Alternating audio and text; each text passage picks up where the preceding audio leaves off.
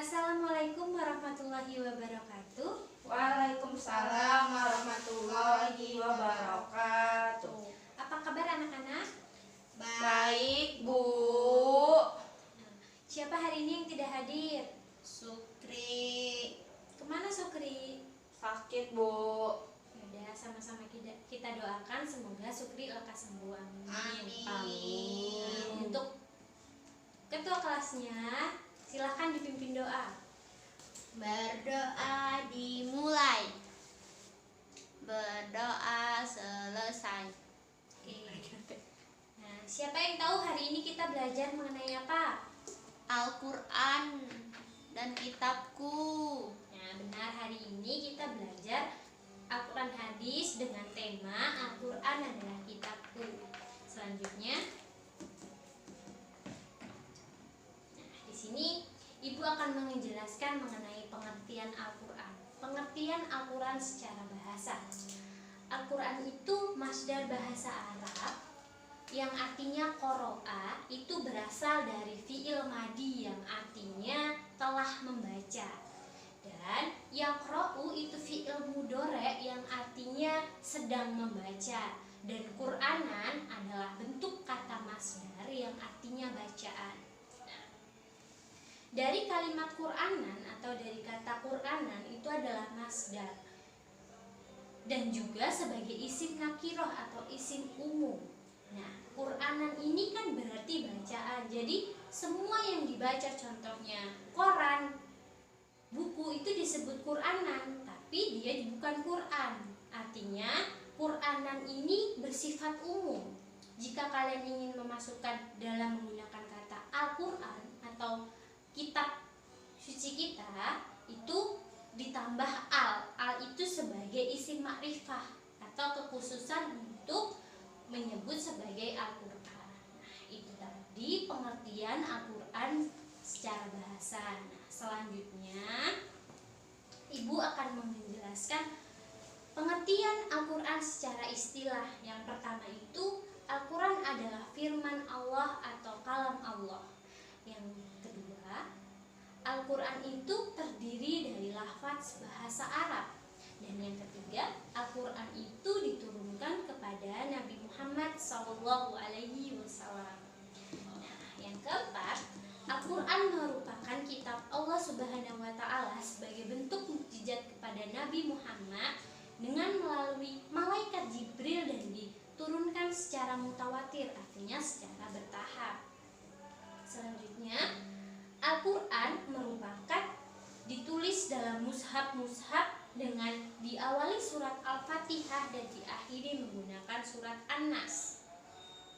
Dan yang terakhir, Al-Quran akan senantiasa terjaga dan terpelihara kandungan atau kemurniannya dengan cara membaca Al-Quran atau dengan seorang yang menghafalkan Al-Quran. Nah, itu tadi istilah-istilah dari Al-Quran. Selanjutnya ada nama-nama Al-Quran. Yang pertama itu Al-Quran yang artinya bacaan atau yang mengumpulkan. Sesuai dalam surat Al-Ihsan ayat 323 bahwasanya sesungguhnya kami telah menurunkan Al-Quran kepadamu hai Muhammad secara berangsur-angsur. Selanjutnya itu yang kedua ada nama Al-Quran Alkitab yang artinya buku atau yang ditulis. Nanti Ruli perhatikan ya, diingat ini dari pengertian Al-Quran. Ya, Bu. Nah, nama Al-Quran ini ada di surat Al-Baqarah, artinya inilah kitab yang tidak ada keraguan di dalamnya. Artinya di dalam surat Al-Baqarah itu menyebutkan nama lain Al-Quran itu adalah Alkitab. Nah, selanjutnya itu ada Al-Zikri atau yang berarti peringatan. Allah menyebutkan nama Al-Zikri itu dalam surat Al-Hijr. Kamilah yang menurunkan Al-Zikri, artinya nama lain Al-Quran itu dituliskan dalam Hijr ayat 9 yang artinya Al-Zikri atau yang memberi peringatan. Selanjutnya itu Al-Furqan atau pembeda. Nah, Al-Furqan atau pembeda ini adalah yang membedakan mana hak yang batil. Jadi dalam konteks nama Al-Quran membedakan ini, membedakan mana yang benar dan mana yang salah. Itu ada dalam surat Al-Furqan sendiri ayat 1.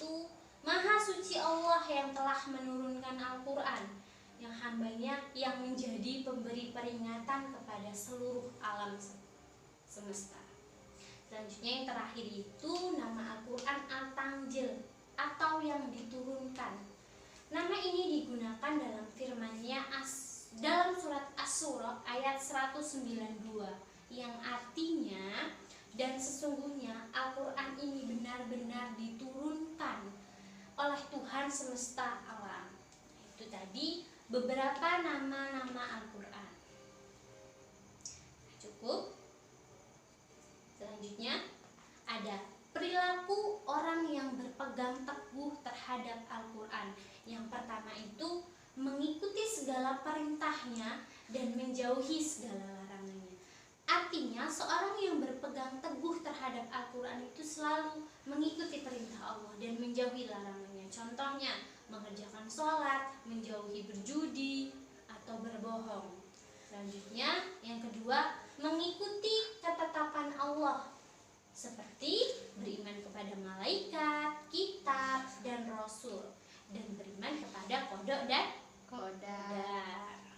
Selanjutnya itu 4, melaksanakan ibadah seperti sholat, zakat, dan haji. Artinya orang yang berpegang teguh terhadap Al-Quran itu akan melaksanakan sholat, melaksanakan puasa, dan melaksanakan haji. Selanjutnya yang terakhir itu amal perbuatan bermuamalah dengan masyarakat. Artinya orang yang berpegang teguh dengan Al-Quran itu selalu berbuat baik dalam masyarakat. Artinya dia bermuamalah secara baik sesuai dengan tuntunan Al-Quran, tidak selalu menyalah-nyalahkan, mengkafir-kafirkan seseorang, tidak gampang menyalahkan atau membenarkan seseorang jika tidak tahu sumber atau dalilnya. Cukup. Itu tadi perilaku. Nah, oke, cukup. Terima kasih. Sekian itu tadi penjelasan dari Ibu. Sekarang Ibu akan mengevaluasi kalian dari hasil diskusi, dari hasil penjelasan dari Ibu. Di sini ada 5 nama-nama Al-Quran dan kalian akan menjodohkan. Nah, di sini Ibu akan mengevaluasi yang menurut Ibu dari tadi pasif dan terlihat kurang semangat. Ini siapa ya? Ruli. Ya, Bu. Nah, di sini Ruli memilih dan Ruli memasangkan, menjodohkan satu pasang saja. Ini Ruli. Ini sudah acak ya. Sekarang Ruli jodohkan, Ruli pilih.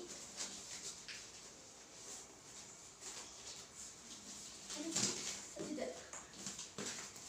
Sudah, Bu. Nah, sekarang Ruli jodohkan.